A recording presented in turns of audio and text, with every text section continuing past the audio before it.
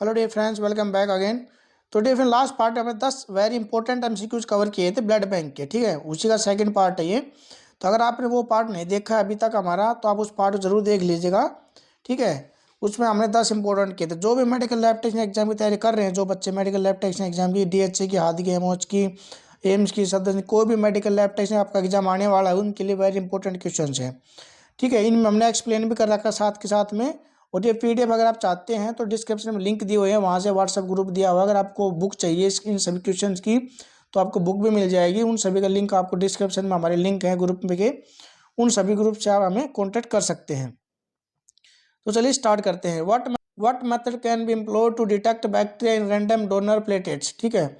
अगर कोई प्लेटेट donor patient आता है, आपको उसका प्लेटेट सेपरेट करने हैं, ठीक है, सिर्फ प्लेटेट के लिए, तो आप उसमें कौन कौन से टेस्ट करेंगे, ठीक है। रैंडम डोनर प्लेटेट में बैक्टीरिया का पता लगाने के लिए आप किस विधि का नियोजन किया जा सकता है? ग्लूकोज का, पीएच, या पीजीडी, या ग्राम स्टेन? आप कौन सा टेस्ट करोगे उसको ये पता करने के लिए कि भाई इसमें प्लेटेट में कोई इन्फेक्शन तो नहीं है इस पेशेंट के में, ठीक है। तो इसका राइट ऑप्शन जो आएगा वो आ जाएगा हमारे यहाँ पे सी। सी ऑप्शन आएगा यहाँ पे राइट हमारा, ठीक है।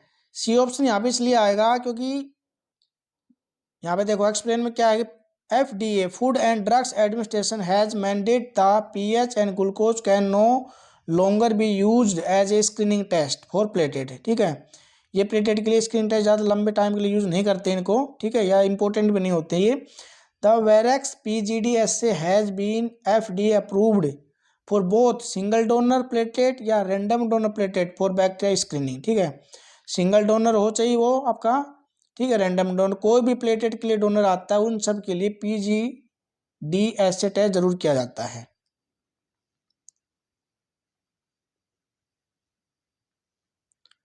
नेक्स्ट है हमारा all of following statement regarding FFP are true except, ठीक है। इन सभी स्टेटमेंट जो नीचे स्टेटमेंट बताए गए, इन सभी में से एक को छोड़ के बाकी सभी गलत है, सही है, ठीक है। तो इनमें से हमें गलत वाली स्टेटमेंट को पकड़ना है। FFP must be prepared within 24 hours of collection. After thawing FFP must be transferred within 24 hours. Storage temperature FFP with 1 year shelf life is -18 degree centigrade when though FFP must be stored, ठीक है। इसके अंदर आपका एक answer सही है, बाकी सभी गलत है, ठीक है। एक्सेप्ट का मतलब सिवाय, ठीक है। All of following statement regarding FFP are true, सभी स्टेटमेंट सही हैं एक को छोड़ के। कौन से को छोड़ के? देखिए राइट ऑप्शन हो जाएगा आपका हमारे यहाँ पे ए, ठीक है। FFP 24 आवर्स में सेपरेट नहीं किया जाता, उससे पहले सेपरेट किया जाता है ये। तो FFP must be prepared within 8 hour after collection if anticoagulant is citrate phosphate dextrose, ठीक है। अगर आपका एंटीकोगुलेंट आपने CPD यूज किया है तो आपको 8 घंटे के अंदर अंदर उसको सेपरेट करना होता है।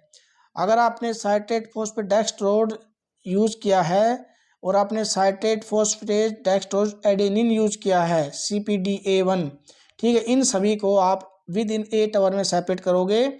और अगर आपने ACD यूज किया है तो उसको आप 6 आवर के अंदर सेपरेट करोगे, ठीक है, ठीक है। ये सभी आपके आंसर हैं यहाँ पे एक ही क्वेश्चन के अंदर। देखो आपने अगर CPD में लिया है, CPD2 में लिया है, CPDA1 में लिया है, तो आपको विद इन 8 आवर के अंदर आपको सेपरेट करना होता है, ठीक है, FFP।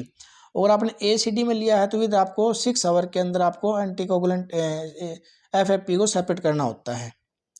नेक्स्ट क्वेश्चन है what may be done to RBC before transfusion to patient with cold agglutinin disease in order to reduce the possibility of a transfusion reaction.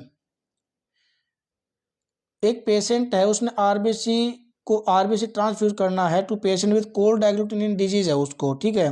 तो उस डिजीज को हम रिड्यूस करने के लिए क्या पॉसिबिलिटीज कर सकते हैं अगर उसके ट्रांसफ्यूजन रिएक्शंस करनी होती हैं तो, ठीक है। एरिटेटेड the prevent craft versus host disease GVHD wash with 0.9% saline warm to 37 degree centigrade with blood warmer transport so that temperature is maintain at 20 degree से 24 डिग्री सेंटीग्रेड, ठीक है। कोल्ड एग्लूटिनेट डिजीज क्या होती है, जैसे हम ब्लड सैंपल लेते हैं तो ब्लड का सैंपल क्या होता है, क्लोट हो जाता है ऑटोमेटिक। चाहे आपको उसको एंटीकोगुलेंट में ले लीजिए या विदाउट एंटीकोगुलेंट में ले लीजिए, ठीक है, किसी में ले लीजिए, वो तो क्लोट हो जाता है, ठीक है, उसके अंदर।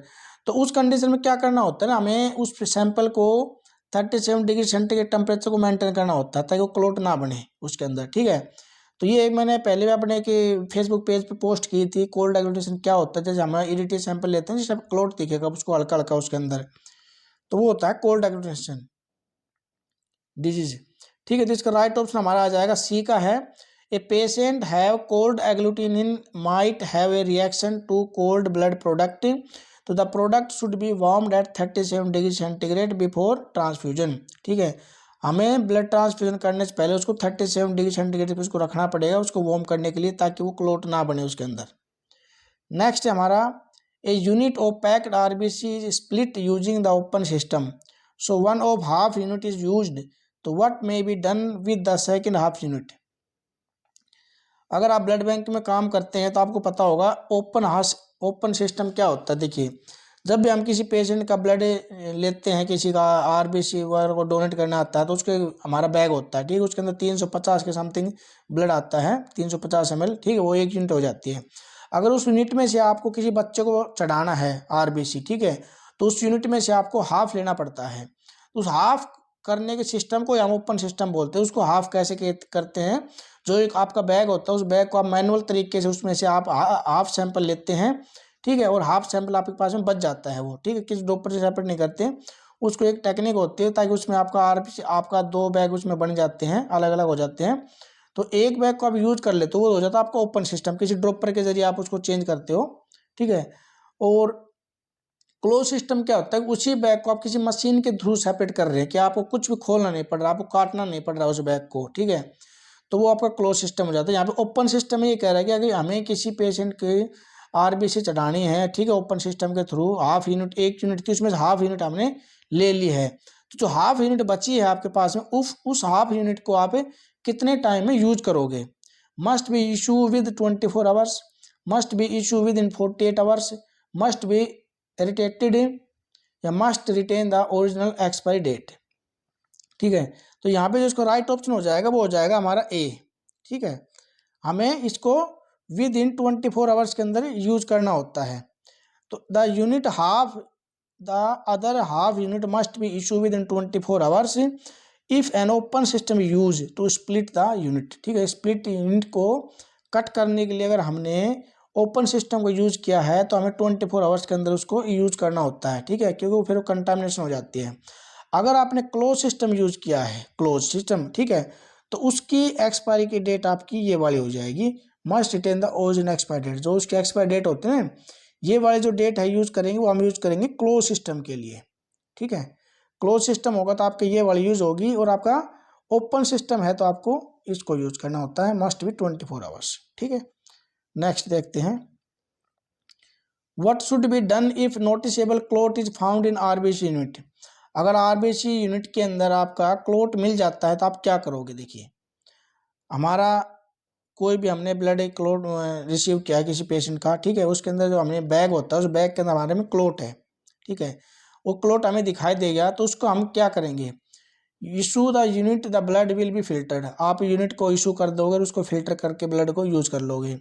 या फिर आप issue the unit note the presence of clot on the release form, ठीक है, या आप यूनिट को इशू कर दोगे, उसमें लिख दोगे जो क्लोट है वो रिलीज फॉर्म में है, यानी कि चल जाएगा आपका काम। Filter the unit in the blood bank before issue, ठीक है, इशू करने से पहले आप यूनिट को फिल्टर कर लोगे भाई, किसी को पता भी नहीं चलेगा। या do not use the unit, ठीक है। तो इसका जो राइट ऑप्शन आएगा वो आ जाएगा हमारे यहाँ पे डी, एस यूनिट को हम यूज नहीं करते। तो a unit have noticeable clot should not be issue for transfusion, ठीक है, उसको हम ट्रांसफ्यूजन के लिए यूज नहीं करते। The clot may be an indicate of contamination और बैक्टीरियल ग्रोथ, ठीक है, या तो आपको बैक्टीरियल ग्रोथ हुई, उस बैग के अंदर कोई या कोई किसी न किसी तरह का कंटामिनेशन उसके अंदर हुआ है, ठीक है, उस यूनिट को हमें इशू नहीं करते, उसको हम डिस्कार्ड कर देते हैं। नेक्स्ट है हमारा, cryoprecipitate may be used to treat all of following except, ठीक है। क्रायो प्रिसिपिटेट हमें किस किस कंडीशन में यूज करते हैं, सिर्फ एक को छोड़ के, ठीक है। एक्सेप्ट का मतलब मिलेगा आपको कहीं पे भी सिवाय एक चीज़ को छोड़ के सभी आंसर उसमें सही हैं, एक आंसर आपका गलत है। ठीक है। वोन विल ब्रांड डिजीज में, हाइपोफाइब्रिनोजेनेमिया में, या एडियोपैथिक थ्रोम्बोसाइटोपेनिया पर्पुरा, या फैक्टर 13 डेफिशिएंसी में। ठीक है। तो ये हमारा यहाँ पे राइट ऑप्शन हो जाएगा, राइट ऑप्शन हमारा यहाँ पे आ जाएगा सी का। ठीक है। सी हमारा यहाँ पे राइट ऑप्शन है। क्रायोप्रेसिपिटेट में भी यूज टू ट्रीट वोन विलब्रांड डिजीज में यूज होता है क्रायोप्रेसिपिटेट, हाइपर फाइब्रिनोजेनेमिया में यूज होता है आपका फैक्टर 13 डेफिशिएंसी में यूज होता है, but it is not indicate in ITP, IVGD, IVG is the product of choice for ITP.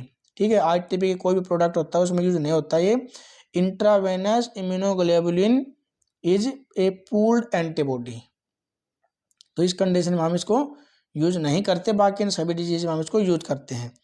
Next है हमारा, देखिए इस तरह के एमसीक्यूज आते हैं डीएचए में। ए ट्रांसप्लांट पेशेंट में रिसीव ओनली टाइप ए और ए बी प्लेटलेट। ठीक है। एक पेशेंट उसको ट्रांसप्लांट होना है लेकिन वो रिसीव कर सकता है ए और A B platelet. There are only type O apheresis platelet available, लेकिन हमारे ब्लड बैंक में ओ अफ्रेसिस प्लेटेड अवेलेबल हैं। तो what device may be use to deplete the incompatible plasma and replace with sterile saline. ठीक है। भाई हम के कौन सी डिवाइस के द्वारा डिप्लेट कम कर सकते हैं, इनकम्पैक्टेबल प्लाज्मा को रिप्लेस कर सकते हैं। ठीक है। तो आप कौन सा डिवाइस इसमें आपको यूज करना है, साइटोस्पिन इरिटेटर, वाटर बाथ, या सेंट्रीफ्यूज स्टेराइल कनेक्टिंग डिवाइस, या सेल वॉश, हर हीट सेलर। तो यहाँ पे जो राइट ऑप्शन आएगा वो आ जाएगा हमारा सी का, सेंट्रीफ्यूज स्टेराइल कनेक्टिंग डिवाइस। ठीक है। तो गाइज ये थे हमारे 7 वेरी इंपॉर्टेंट एमसीक्यू जो आपको हर लैब टेक्निकल एग्जाम में हेल्पफुल होते हैं। तो आपसे भी रिक्वेस्ट है प्लीज़ वीडियो को लाइक कीजिएगा, और चैनल पर अगर आप फर्स्ट टाइम आए तो प्लीज़ चैनल को सब्सक्राइब जरूर करिएगा दोस्तों। आप सब्सक्राइब करते हैं, आप लाइक करते हैं तो कमेंट करते हैं, तो मेरे को अच्छा लगता है कि आप सभी तक मेरी वीडियो पहुंच रही है, और मैं आप सभी के लिए और अच्छे से अच्छे कंटेंट लेके आऊँ ताकि आप सभी को काफ़ी आने वाले एग्जाम्स में हेल्प हो सके। ठीक है। तो प्लीज़ आप हमारे चैनल को सब्सक्राइब कीजिएगा और वीडियो को लाइक। और ये वीडियो आपको कैसी लगी, आपके मन में कोई सवाल है, कोई किसी तरह का क्वेश्चन में कोई डाउट है, तो प्लीज़ आप उसका कमेंट जरूर कीजिएगा। अगर आपके मन में कोई डाउट नहीं है